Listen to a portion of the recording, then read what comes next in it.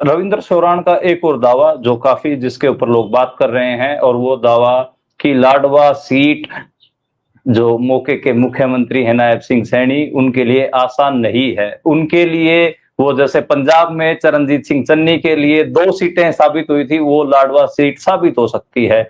और वहां के समीकरण क्या है, रविंद्र को ऐसा क्यों लगा कि नायब सिंह सैनी के लिए वो सीट सेफ नहीं? उन्होंने जो तमाम सर्वे करवाए होंगे, कई सीटों के करवाए होंगे, उसके बाद ही तो वहां पर वो शिफ्ट हुए हैं, ताकि सेफली वो वहां से जीत कर जा सके। मनदीप जी देखिए, लाडवा की जो विधानसभा सीट है, वो आपको पता है कुरुक्षेत्र विधानसभा की सीट है, और इस इलाके में सबसे ज्यादा प्रभुत्व या सबसे ज्यादा ताकत 2014 से पहले इस इलाके में जो थी वो आईएनएलडी की थी। तो मुख्य मुकाबला कांग्रेस और आईएनएलडी के बीच ही यहाँ पर हमेशा होता रहा। ये सीट में सबसे ज्यादा वोट जो है वो जाट समाज के हैं, और यहाँ के जो जाट समाज है ना, वो बाकी हरियाणा के जाट समाज से थोड़ा अलग है। यहाँ पर लोगों के पास लैंड होल्डिंग बड़ी है, काफी बड़ी है। जैसे रोहतक में, चरखी दादरी, भिवानी, उस इलाके में लैंड होल्डिंग आप तो मेरे से कहीं ज्यादा जानते हैं, वो थोड़ी सी कम है, लेकिन यहाँ पर बड़ी है। एक जमीन बड़ी उपजाऊ है, और लोग नेताओं के पीछे उस तरीके से नहीं भागते हैं जैसे कि बाकी हरियाणा में जाते हैं। लोग थोड़ा सा पंजाब का ये टच है इस इलाके में, और नेताओं के प्रति इनका जो देखने का रवैया है वो मुख्तलिफ है थोड़ा सा बाकी इलाके से। तो इस इलाके में लेकिन ओम प्रकाश चौटाला का काफी प्रभाव रहा, और सैनी इसमें नंबर 2 पे आते हैं। अगर 20% जाट हैं तो 16%, 17% इसमें सैनी समाज के वोट हैं, और गुजर, रोड, ये तमाम बिरादरियां हैं जिनके छोटे थोड़े थोड़े थोड़े पॉकेट्स में वोट है। अभी वहां पर जैसे आपको पता है मेवा सिंह एमएलए हैं, और कांग्रेस पार्टी की सीट है। तो जो समीकरण जिस तरीके से बन रहे हैं, हालांकि लोकसभा चुनाव में यहां से कांग्रेस को हार मिली थी, इस सीट से बीजेपी को जीत मिली थी, लेकिन विधानसभा चुनाव जो है वो थोड़ा सा अलग है।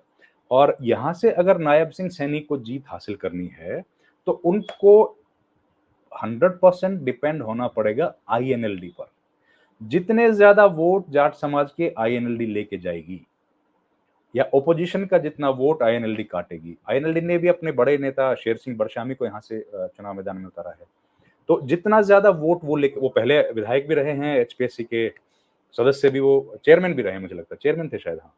तो वो जितना ज्यादा वोट लेके जा पाएंगे उतना नायब सैनी को बेनिफिट होगा। सीधे मुकाबले में नायब सैनी के लिए मुश्किल है, और ये एक और खास इस इलाके की बात है।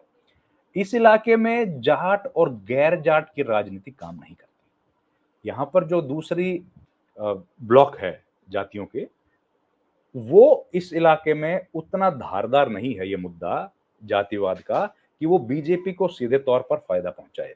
तो एक ये भी एक बड़ी कठिनाई है। और जाट और शेड्यूल कास्ट का जो वोट बैंक है वो अपने आप में एक मजबूत वोट बैंक है। इसलिए तीसरे ऑल्टरनेट के बिना अगर कोई बड़ा तीसरा धड़ा नहीं होगा तो नायब सिंह सैनी के लिए ये सीट बहुत फंसी हुई है, और वो चुनाव जीत पाने में कामयाब नहीं होंगे। उन्होंने मुख्तलिफ सर्वेज कराए, बिल्कुल सही बात है, और उनके सर्वेज के आधार पर जो सूचना है, सबसे कम वोट से वो इसी विधानसभा सीट से हार रहे हैं, क्योंकि उनकी जो परंपरागत विधानसभा सीट नारायणगढ़ है, वहां से लाडवा के विधायक को भेजा गया। जो पवन सैनी पहले एमएलए थे यहाँ से, उनको लाडवा से नारायणगढ़ भेज दिया गया, और नारायणगढ़ के विधायक को यहाँ पे लाडवा में लेके आया गया। पहले नायब सिंह सैनी को यहाँ से नारायणगढ़ से कुरुक्षेत्र विधान लोकसभा में भेजा गया, कुरुक्षेत्र से उनको फिर करनाल भेजा गया, विधायक बने।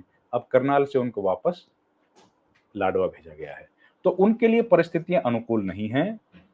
बीजेपी जब तक आईएनएलडी को ज्यादा सपोर्ट नहीं करेगी और उनके कैंपेन को मजबूत नहीं बनाएगी, तो उसके लिए यहां पर चुनाव जीतना आसान नहीं होगा।